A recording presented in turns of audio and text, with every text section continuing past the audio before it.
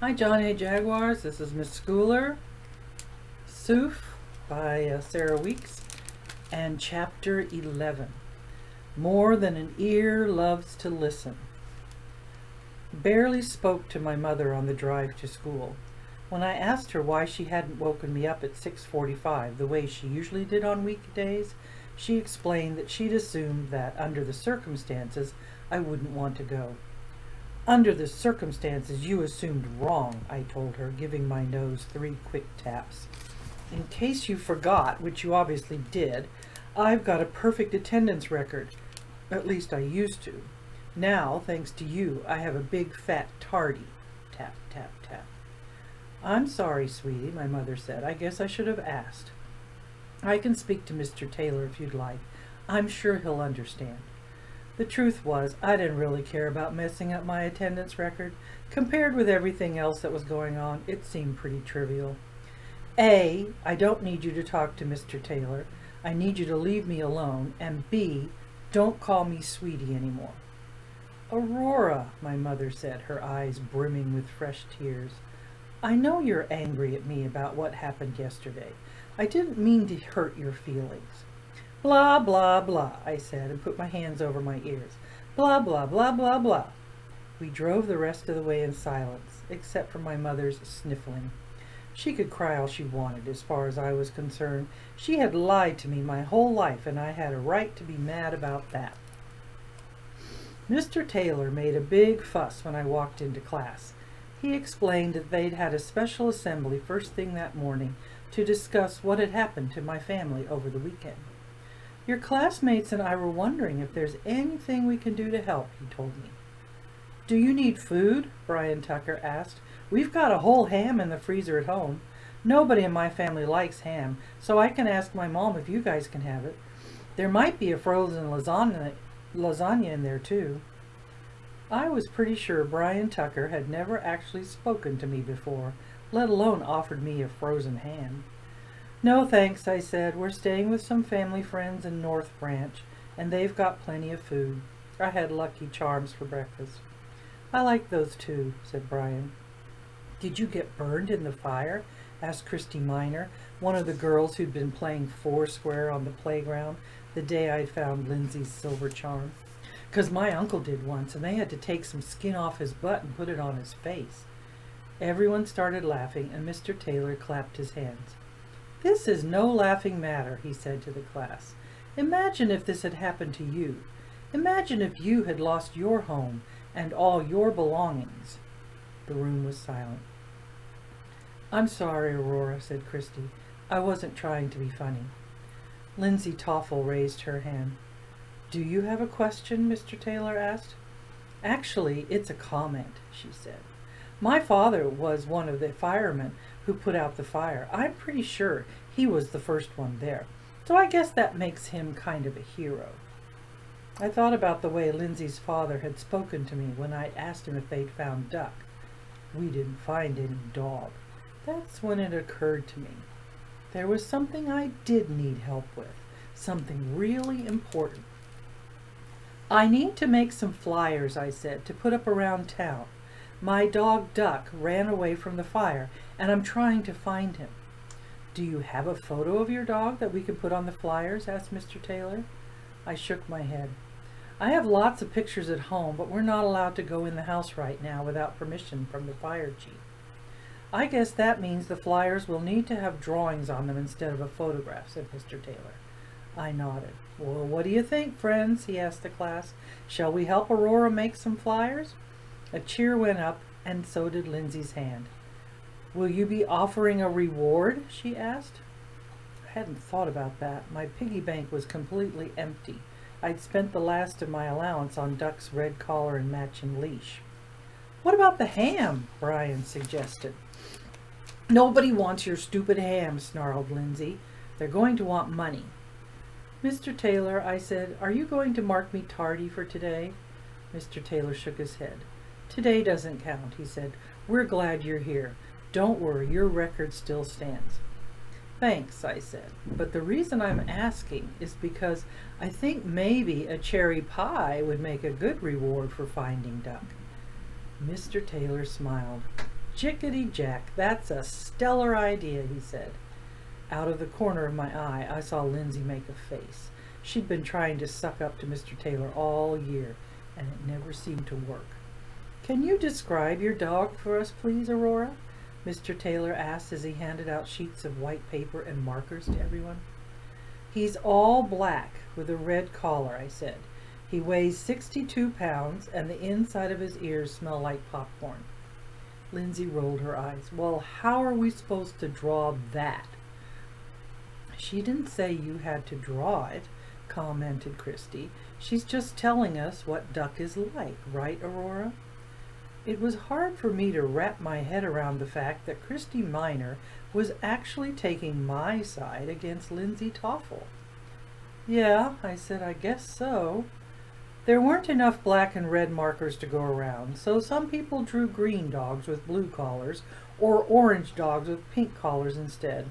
And for some reason, Stephanie Morris drew a unicorn jumping over a rainbow on her flyer, but Mr. Taylor made her throw it away and start over.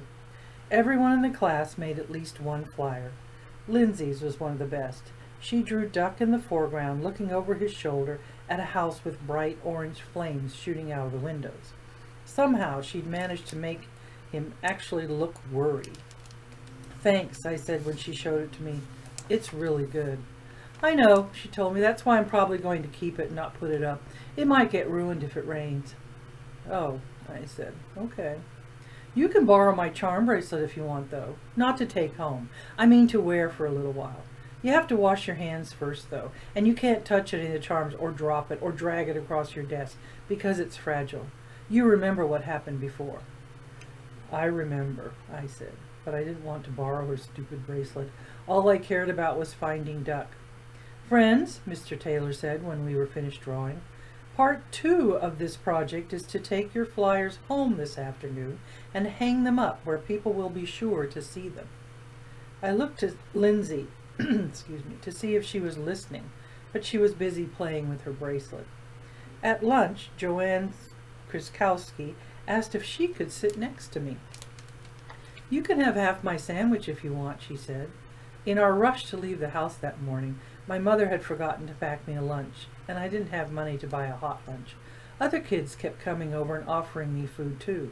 Brian Tucker even gave me his fruit roll-up. I knew I should have been grateful to everybody for being so nice to me, but I didn't feel grateful. I felt nervous. I was used to eating lunch alone. Couldn't think of anything to say, so I sat there tapping and scratching and jiggling my legs under the table. After lunch, when everyone finally went outside to the playground, I hurried down the hall to Mrs. Strawgate's office. "Aurora," she said, jumping up from her chair when she saw me. "I'm so glad you stopped by. I've been thinking about you." She asked me a bunch of questions about the fire and about how I was feeling. I liked Mrs. Strawgate. She always had real flowers in her office, and she was a good listener. But the reason I had come to see her now was because I had a question of my own. "What's the difference between a secret and a lie?" I asked. She thought about it for a minute. "Well, that's an interesting question," she said. "Off the top of my head, I would say a secret is something private that you keep to yourself. And a lie is something you tell someone else even though you know it isn't true." "Well, what if somebody does both? Keeps a secret and tells you a lie? What's that called?" "Complicated," she said. I couldn't concentrate in class that afternoon, so Mr. Taylor told me it would be okay if I wanted to skip my lessons and work on making more flyers instead. Sometimes when I was really focusing on something, I made sounds with my tongue, clicking and clucking. I didn't realize I was doing it, but when a couple kids complained that I was distracting them during silent reading, Lindsay Toffel took it upon herself to ask Mr. Taylor if he could please move my desk out into the hall. He smiled politely and told her if she was having trouble getting her work done, she was free to move her own desk out into the hall. Some of my previous teachers would get annoyed with me when I couldn't sit still in class. Knowing that they were watching me made me even jumpier. Mr. Taylor wasn't like that. He kept a basket of fidget spinners on his desk. Kids were allowed to borrow them whenever they wanted, and sometimes Mr. Taylor even used one himself. Before we left that afternoon, Mr. Taylor told us that our only homework assignment for the night was to put up the flyers. "Chickadee Jack, let's bring Duck home," he said, and everyone whooped and hollered. Even though I was worried about Duck and mad at my mother and basically feeling bummed out in general, it made me feel good to see people putting those flyers into their homework folders. Maybe, just maybe, one of them would do the trick. My mother wasn't there yet when I got outside, so I sat down on the curb to wait. 20 minutes later, she finally showed up. "Sorry I'm late," she told me. "I had to pick out new shingles for the roof, and it took longer than I expected. How was school?" I shrugged. "We made flyers to help find Duck." "Well, that's wonderful," she said. We drove for a while in silence, and then, to my surprise, my mother pulled into the Dairy Queen and turned off the engine. "Do you have homework to do this afternoon? Because I was thinking maybe we could both use some ice cream," she said. "My treat." "Mom, I'm not stupid," I told her. "A, we both know the only reason you want to take me out for ice cream is so that we can talk. And B, I don't want to talk to you. I want to put up flyers. That's it. The end. No more." "Suit yourself," my mother said, "but I'm going to grab a butterscotch sundae for the road. I'll be right back." Well, since she was getting ice cream anyway, I decided I might as well get a dilly bar. There was no drive-through, so my mother suggested we eat our ice cream inside instead of in the car. The guy behind the counter was slower than a snail, and even though our order was pretty simple, he messed it up twice. "Thanks for the ice cream," I said to my mother as we sat down opposite each other in a booth. "But this doesn't mean we're going to talk." "Okay," she said. Then she plucked the cherry off the top of her sundae and popped it into her mouth.